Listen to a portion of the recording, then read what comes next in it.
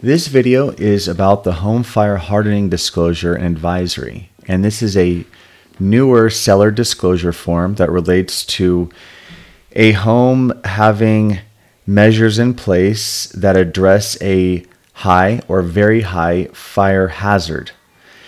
So the first question is, how do I know whether or not the property is in a high or very high fire hazard zone?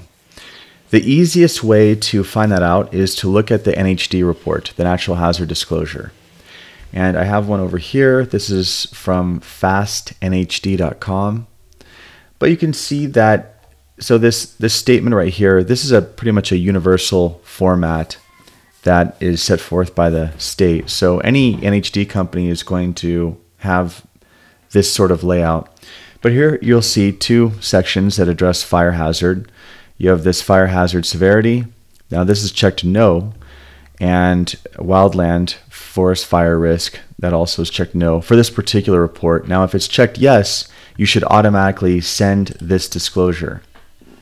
And the first section basically gives instructions and context as to what this disclosure is. And there's even a line here that says this home is, or if checked is not.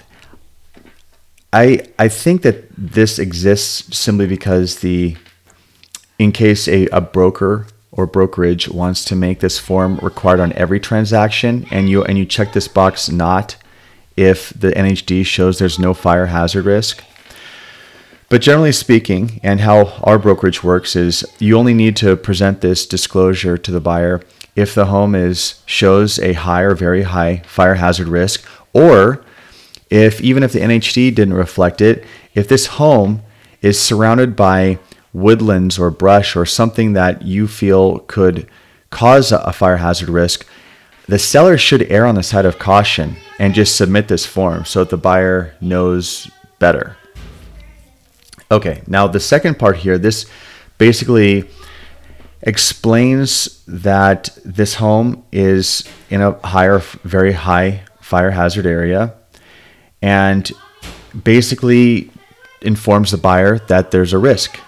And then down here, and by the way, there's a link so the buyer can pursue more information and to whatever extent they feel comfortable to understand the implications of having a home in a high fire hazard zone.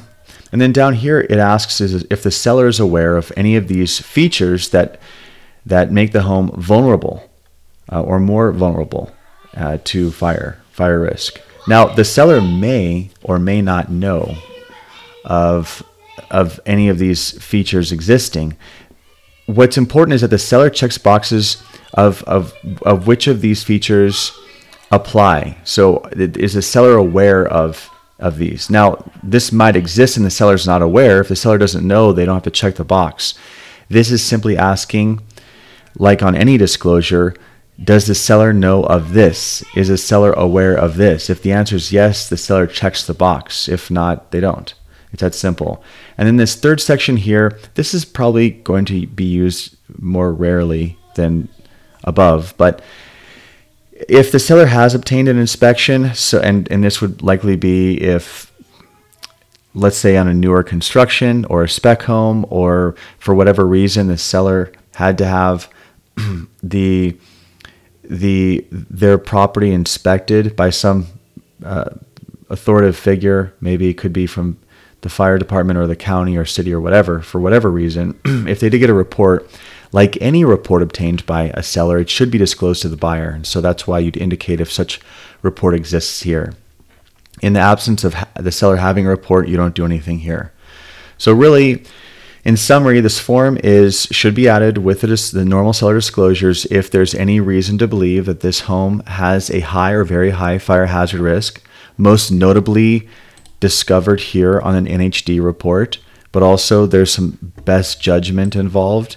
And that best judgment is if a seller suspects that there might be a high fire hazard risk, they should just submit this form to err on the side of caution anyway.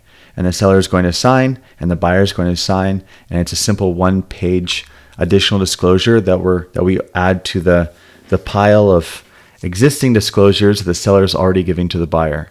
If you have any questions, feel welcome to leave a comment and I'll be happy to answer. And I do hope that you found this video helpful. Thank you.